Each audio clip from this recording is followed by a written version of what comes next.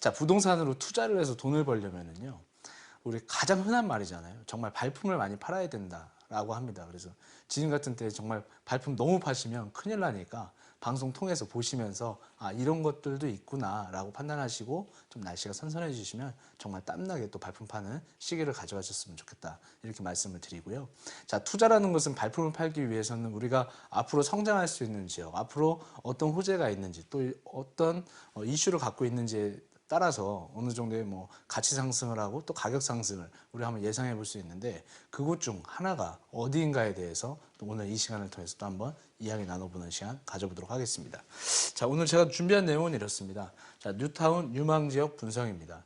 뉴타운 같은 경우에는요, 2000년도 초반부터 지금까지 쭉 이어지고 있습니다. 하지만 현재 서울의 25개구에 약 25개 뉴타운이 존재를 하고 있습니다. 그 지역들 같은 경우에는 약 15년, 16년 이상 아직 정체되어 있는 곳들도 있고요. 또는 진행이 된 곳들도 있습니다. 그리고 앞으로 진행이 돼야 되는 곳들도 있겠죠. 뉴타운이라는 곳은 서울시 안에서, 그러니까 외곽 지역에 신도시를 만들고 있다면 서울시 도심 안에다가 미니 신도시급의 어떤 도시를 새롭게 만드는, 말 그대로 뉴타운입니다. 새로운 타운을 만드는 것이죠. 그래서 그런 사업들을 2000년대 초반부터 진행을 했는데, 이게 상대적으로 이 어떤 사업 부분에 대한 어떤 시간, 그리고 뭐 사업성, 이런 것들 때문에 굉장히 밀려왔던 부분이 있었습니다. 그런데 시간이 10년, 15년 흐르다 보니까 이제서야 박차를 가면서 속도를 내는 곳들이 있고, 또 지금 현재 뭐 법적으로 봤을 때 뭐 조합 설립 인가를 받고 사업 시행가를 받고 또는 관리 처분, 또 어떤 이주 철거의 단계에 들어가면서 굉장히 또 가파른 상승세를 보이는 곳 중에 하나가 또 뉴타운이었습니다. 그래서 앞으로도 아직 진행되지 않고 있는 곳이 있고, 진행하고 있지만 우리는 눈으로 볼 수는 없지만 행정상으로 이루어지고 있는 곳들이 있습니다. 그래서 그런 것들을 우리 시청자분들께서 선택을 하신다면 아마 앞으로도 좀 더 나은 어떤 투자에 대한 어떤 성공 투자를 할 수 있는 계기가 되지 않을까라고 판단해 볼 수 있을 것 같습니다. 그래서 제가 몇 군데 보여드릴 텐데, 그런 것들 위주로 한번 내 집 마련 플러스 투자를 같이 선택해서 살펴보시는 계기가 되셨으면 좋겠습니다. 일단 도심 내를 이렇게 보시면 되는데요. 굉장히 많은 뉴타운들이 존재를 하고 있습니다. 물론 방화 뉴타운이라던가 서쪽, 그리고 동쪽에도 타 뉴타운들이 있는데, 이 뉴타운들을 보실 때는 어떻게 보시면 되냐면, 일단 도심과의 접근성, 이런 것들을 먼저 보시면 되고요. 일자리와 직주 근접이 잘 되어 있는가, 이런 것들 좀 보시면 좋을 것 같습니다. 최근에 우리 시청자분들 질문 오시는 거 보면 답심리 인근 같은 경우에도 뉴타운으로 만들어지기 전에 접근하신 분들 같은 경우에도 과연 여기가 가격이 오를까라고 고민을 했었는데, 정작 다 만들어놨더니 굉장히 비싼 가격을 영위하고 있고요. 자, 이문 희경 뉴타운 같은 경우에도 아직 잔존하고 있습니다. 물론 밑에도 마찬가지입니다. 이문 희경 뉴타운 이 일대 같은 경우에도 1, 2, 3, 4구역 이 정도로 나눠져 있는데, 그 구역 안에서도 해지가 된 곳이 있다면, 지금 1, 3구역 같은 경우 1구역이라던가 3구역 이런 데를 보시게 되면 관리처분 인가를 하기도 하고 관리처분 인가가 나서 벌써 이주와 철거 준비를 하는 곳들도 있습니다. 과거에 만약에 프리미엄이라는 그 수치상으로 봤을 때 뭐 한 2천만 원, 뭐 3천만 원 가던 지금 수치가 지금은 2억 원, 3억 원, 즉 그 10배 가까이 뛰는 현상을 보이고 있다는 것이죠. 불과 그 10배 이전의 시간으로 돌아간다면 약 5년 전이라고 말씀드릴 수 있을 것 같아요. 그래서 5년 전에 2천만 원, 3천만 원 하던 게 지금 시점에서는 2억 원, 3억 원에 가는 그런 모습을 보이고 있다는 것이죠. 그렇다면 지금부터 앞으로 이 공급이 부족한 시대, 재건축이 잘 되지 않고 있는 시대에서 또 규제가 완만하게 돌아가지 않는 시점에서는 뉴타운에 대한 어떤 재개발에 대한 속도가 굉장히 빨라질 가능성이 높고, 그 빨라진 그런 사업장들이 오히려 더 두각을 나타내면서 희소성과 독점성을 가져갈 가능성이 매우 높다, 이렇게 좀 보시면 좋을 것 같고요.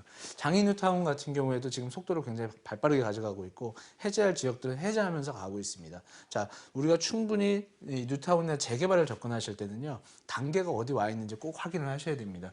보통 사업 진행을 할 때 최초에 이제 지정을 합니다. 지정을 하고 조합을 설립하고 사업 시행가 내고 관리처분 내고, 여기서 다시 이제 동호수 추첨이나 이주 철거 여기까지 들어간 다음에 입주 뭐 이런 식으로 이제 들어가게 되는데요. 그런 다음에 청산, 이 절차인데, 지금 서울시 뉴타운을 바라보실 때 조합 설립이라던가 지정만 돼 있다던가 이런 구간에 있는 것들은 언제든지 해지가 될 가능성은 높고요. 소송이 걸린다고 했을 때는 여기서 2년 시간만 잡고 들어가도 그 10년이라는 시간이 걸릴 수도 있습니다. 그렇기 때문에 아랫 단계에 있는 그런 곳을 선택하시기보다는 약간 후반 쪽에 단계에 와 있는 것들, 그리고 좀 더 안정성과 좀 더 확실성을 가지고 접근할 수 있는 사업장들을 들어가시는 게 좋겠다. 지금 보여드리는 이런 재정비 촉진 지구가 있지만 물론 앞으로 값어치가 높을 것으로 판단되는 곳들을 제가 화면에 지금 보여드리고 있는 겁니다. 근데 이 안에서도 자, 한남뉴타운 같은 경우에도 어떠냐면 1구역, 2구역, 3구역, 4구역, 5구역 5개 구역으로 존재를 하는데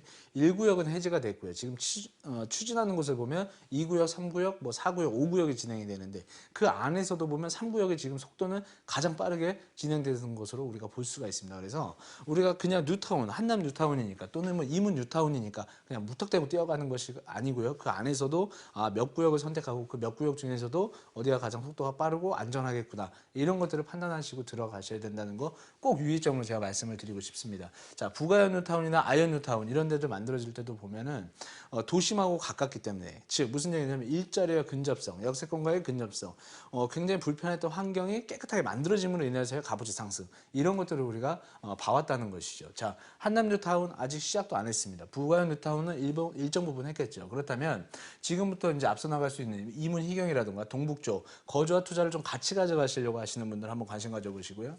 투자 쪽으로 정확하게 가져가겠다 그러면 한강변에 대한 재개발. 자, 남쪽에 뭐 용산 그러면 사실 뭐 임산 배서 임수가 너무 잘 돼 있어서 지금 뭐 입지적으로 봤을 때는 뭐 최고라고도 말을 하고 합니다. 그리고 용산에 대한 어떤 마스터 플랜 이런 것들이 나오게 되면 지금 용산 같은 경우에도 동서남북으로 계속해서 지금 개발의 호재가 따라가기 때문에 신규 철도에 대한 부분이라든가 이런 것들이 겹쳐지게 되면 새로운 주거타운으로 분명히 바뀌게 된다. 그랬을 때는 한강변에 있는 정말 초고가의 어떤 주택지로 또 변화될 가능성이 매우 높다.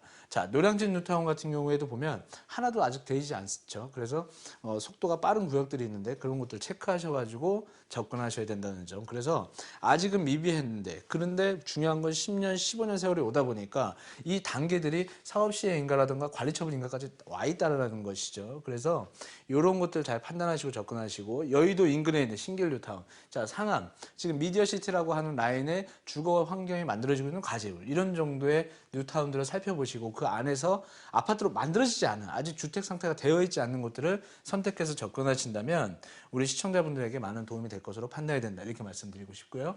자, 뉴타운 같은 경우에는 재건축 규제로 인해서 재개발이 계속해서 활성화될 가능성이 매우 높다. 앞으로도 가치 상승 기대해 볼 수 있다 이렇게 보시면 좋을 것 같고 신규 개발지 부족이죠. 지금 서울시 같은 경우에는 공급을 할 수 있는 토지에 대한 그 부지 그리고 재개발을 시도할 수 있는 부지가 없습니다. 또한 뉴타운 사업의 대형 개발을 이끌어가는 것이 아니라 소규모 정비 사업과 역세권 개발 쪽으로 방향이 잡히기 때문에 앞으로 대형 그 대단지에 대한 어떤 선호도, 독점성을 가지고 갈 가능성이 매우 높다 이렇게 보시면 되고 앞으로 속도가 좀 빨라질 것이다라고 보시면 됩니다. 자, 지금 현재 방송을 보시는 우리 시청자분들께 제가 도움을 드릴 수 있는 것은요. 자, 사업 시의 인가라는 우리가 뉴타운이 아니더라도 주택 재개발 이런 데 한번 접근 많이 해보실 겁니다. 자, 조합 설립 인가가 났대 뭐가 났대 다 좋습니다. 거기서 뭔가 공격적으로 들어가셔도 좋습니다. 하지만 언제나 뭔가 우리 시청자분들께는 안정성과 그리고 어떤 이렇게 확실성 이런 것들을 보고 들어가야 되기 때문에 사업 시행 인가라는 이런 것들이 정확하게 났는지 확인하시고 그 이후 지역을 접근해서 들어가신다면 거의 무산될 가능성은 거의 없다라고 보시고 접근하셔도 괜찮겠다. 그래서 우리 시청자분들께 오늘 제가 전달해주고 싶은 내용은 사업 시행과 이후에 발생되어 있는 뉴타운 지역에 주목을 하셔서 투자를 한번 해보시는 것도 좋겠다라고 한번 말씀드려보도록 하겠습니다. 오늘 준비한 내용은 여기까지입니다.